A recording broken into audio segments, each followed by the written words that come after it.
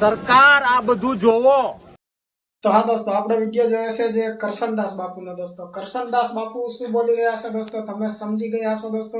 ત્યારબાદ આપણા એવા ગોપાલભાઈ ઇટાલિયાનો પણ આપણે વિડીયો જોઈ દોસ્તો, તે શું બોલી રહ્યા છે અને કોનો વિરુદ્ધ બોલી રહ્યા છે દોસ્તો। સ્ટન્ટ જે કરે છે ભાજપના લોકો, એને જરાક તમે સમજાવો કે પેટ્રોલ ડીઝલ બચાવવું હોય તો બીજા 500 રસ્તાઓ છે। હજુ તો હું કહેવા બેસીશ તો ઘણું છે, પણ સમજવા માટે આટલી વાત કાફી છે। ભાવ વધારો ભાવ વધારો ભાવ વધારો બોલવાનું। પેટ્રોલ ડીઝલ અત્યારે પરિસ્થિતિ છે તો એમાંય લાભ લેવાનો કે ભાઈ પેટ્રોલ ખૂટી પડ્યું, આ છે તેમ છે, એટલે 4 જગ્યાએ ગમે તેમ કરીને લાઈનો લાગે। પણ લાઈનો લાગ્યા પછી એ પેટ્રોલમાં પૂરેપૂરું પેટ્રોલ રાત દિવસ આપી અને સંતોષ આપવાનું કામ ગુજરાત સરકારે કર્યું છે। અહીંયા સૌથી વધારે ગુજરાતમાં પેટ્રોલ પંપો 26% પેટ્રોલ પંપ પ્રાઇવેટ છે। એટલે પ્રાઇવેટ લોકોને શું હોય કે થોડો બી ભાવ વધારો થાય તો પછી કે આપણે હમણાં કંઈ ખરીદવું નથી ને કોઈ વેચવું નથી, નુકસાન કોણ કરે? એના કારણે પાછું એનોય ધસારો આપણા ત્યાં આવે। રૂટીનમાં જે ચાલતું હોય એની જગ્યાએ એ ધસારો આ સરકારના પેટ્રોલ પંપ પર આવે, એને પહોંચી વળીએ છીએ। પણ 1-2 દિવસ ક્યાંક તકલીફ પડે, બાકી તકલીફ નથી। અને જેટલું શક્ય હોય એટલું સરકાર સાથે રહીને કર્યા કરે છે। ભાવ વધારો ભાવ વધારો ભાવ વધારો બોલવાનું। પેટ્રોલ ડીઝલ અત્યારે પરિસ્થિતિ છે તો એમાંય લાભ લેવાનો કે ભાઈ પેટ્રોલ ખૂટી પડ્યું, આ છે તેમ છે, એટલે 4 જગ્યાએ ગમે તેમ કરીને લાઈનો લાગે। પણ લાઈનો લાગ્યા પછી એ પેટ્રોલમાં પૂરેપૂરું પેટ્રોલ રાત દિવસ આપી અને સંતોષ આપવાનું કામ ગુજરાત સરકારે કર્યું છે। અહીંયા સૌથી વધારે ગુજરાતમાં પેટ્રોલ પંપો 26% પેટ્રોલ પંપ પ્રાઇવેટ છે। એટલે પ્રાઇવેટ લોકોને શું હોય કે થોડો બી ભાવ વધારો થાય તો પછી કે આપણે હમણાં કંઈ ખરીદવું નથી ને કોઈ વેચવું નથી, નુકસાન કોણ કરે? સરકાર આ બધું જોવો। આ કોઈ પ્રસંગ નથી।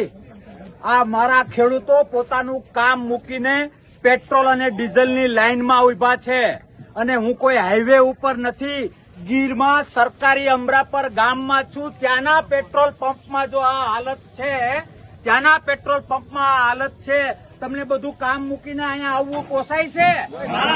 આ ખેડૂતોનો અવાજ છે। ખેડૂતોએ ખોબલે તમને મત આપ્યા છે। તમારે ક્યાંક ને ક્યાંક જે હકીકત છે એ લોકોને જણાવી દેવું જોઈએ। અને આ માત્ર એટલા જ નથી, આવો કેટલા માનવ કલાકો બગડી રહ્યા છે તમારા ઉપર। આ લોકોને ભરોસો ઉડી ગયો છે, ભરોસો। દેશ અને લોકશાહી આ રીતે ન ચાલે। આવો તમને લાંબી લાઈન બતાવું, જવા દો આ લોકોને લાઈન બતાવી આપણે। તમને પોસાય છે? આ તમને પોસાય છે? થોડાક સરકાર, થોડાક માણસ થાવ, થોડાક માણસ થાવ। એના કરતા ગોળી મારી દો, અમને ગોળી મારી દો। અમારા જે આ કેરબા છે ને, અમને માથામાં મારવાનું મન થાય છે। થોડાક માણસ થાવ। આખું ગુજરાત ધંધે લાગ્યું છે। હું રિપીટ કરું છું, રિપીટ, હું હાઈવે ઉપર નથી, જંગલના એરિયામાં સરકારી અમરાપુરમાં છું। ત્યાં પણ આ ડીઝલ માટે મેળો જામ્યો છે, મેળો। શરમ કરો, શરમ। ખોબે તમને મત આપ્યા ત્યારે તમારો ગુલાલ ઉડ્યો છે અને આજે તમને કોઈની આંખમાં જે લાગણી હોય, જે દર્દ હોય એ દેખાતું નથી। સરકાર જો ન ફાવતું હોય તો ઘર ભેગું થઈ જવાય, બીજાને ચાન્સ અપાય। ખોટા બીજા બાનાઓ આપીને આવી પોતાની મર્યાદાઓ સાચવવા માટે શા માટે અસત ઉભી કરો છો? આવો તમને લાઈન બતાવું, આવો લાઈન બતાવું। આ રીત છે। થોડીક દયા કરો ગામડાના લોકો માટે, થોડીક દયા કરો ખેડૂતને ક્યાંક અમે એનું કામ કરવું, એના બાળકો સાચવવા, એના માલઢોર સાચવવા કે લાઈનમાં ઉભવું। એક દિવસ ને આખી રાત લાઈનમાં ઉભવું પડે છે, હા કે ના? આ ખેડૂતોનો અવાજ છે।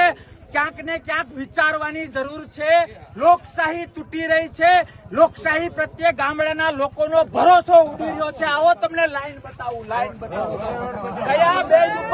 કયા બેઝ ઉપર તમે ધર્મની વાતો કરો છો? અરે લોકોને આધાર કાર્ડની લાઈન, કૂપનની લાઈન, બેંકની લાઈન, ગેસ સિલિન્ડરની લાઈન, હવે કઈ ખાતાની લાઈન, માંડવીની લાઈન, ખાતરની લાઈન, અને અધૂરામાં પૂરું અમારા ટ્રેક્ટરોને તમે બ્રેક મરાવી છે, અમારા ખેતીના કામને તમે બ્રેક મરાવી છે, ડીઝલ અને પેટ્રોલમાં પણ લાઈન, ભાવ પણ વધારો છો અને આપતા પણ નથી. આના કરતા તો રાવણ સારો હોય સરકાર, રાવણ સારો હોય. થોડું વિચારો. આવો તમને લાંબી લાઈન બતાવું. પૂછો આ લોકો, તમારે કઈ કેવું હોય તો કહો. અમારે આજે કેટલા દિવસથી અમે લાઈનમાં ઉભા છે, તો અમારે એક તો મોસમ હાલે છે. આ મોસમ બગાડીને અહીંયા આવો ભાવેશભાઈ, લાઈન બતાવો. આ મોસમ બગાડીને ખેડૂતો સળંગ લાઈન દેખાય છે આખા રોડ ઉપર. આ જંગલનો અંદરનો રોડ છે, સળંગ લાઈન દેખાય છે. સરકાર બે હાથ અને ત્રીજું માથું જોડીને વિનંતી કરું છું, કાં તો આ પરિસ્થિતિમાંથી બહાર લાવો, અથવા તો જે વાસ્તવિકતા છે એ ગામડાઓને અને દેશને જણાવો. ગામડાના મારા ખેડૂતોને ગુમરાહ કરવાનો તમને કોઈ અધિકાર નથી. તમને કદાચ એવું હશે કે લોકોને ભૂલી જવાની આદત છે, પણ મારા શબ્દો યાદ રાખજો કે હવે હદ થઈ ગઈ છે, પાણી નાક ઉપર આવ્યું છે. આ જ લોકોએ તમને ત્યાં બેસાડ્યા છે ને આ જ લોકો તમને ઘર ભેગા કરશે, એ મારા શબ્દો યાદ રાખજો. ભારત માતા કી જય!